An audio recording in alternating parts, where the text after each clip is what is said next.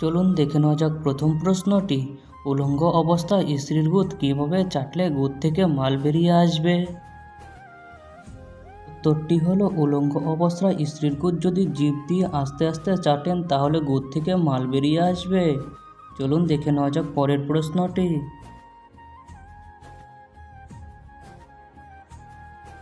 মিলন করার সময় অস্ত্র ঠিক মতন না দাঁড়ালে কি করা দরকার? উত্তরটি হলো, মিলন করার সময় অস্ত্র ঠিক মতন না দাঁড়ালে অস্ত্রের উপর একটু সরষা তেল দিয়ে মালিশ করে নেবেন। চলুন দেখে নেওয়া যাক পরের প্রশ্নটি।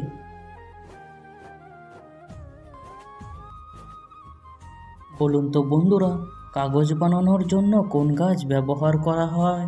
বন্ধুরা, তোমাদের যদি উত্তরটি জানা থাকে তাহলে অবশ্যই কমেন্ট বক্সে জানাবে।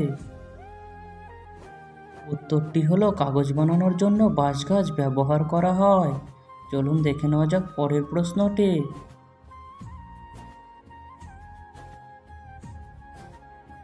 ছেলেরা কোন পজিশনে মিলন করলে রাতে একবারও মাল বের হবে না? উত্তরটি হলো, বিশেষজ্ঞদের মতে রাতে মেয়েদের সঙ্গে স্পক পজিশনে মিলন করলে একবারও মাল বের হবে না। চলুন দেখে নেওয়া যাক পরের প্রশ্নটি।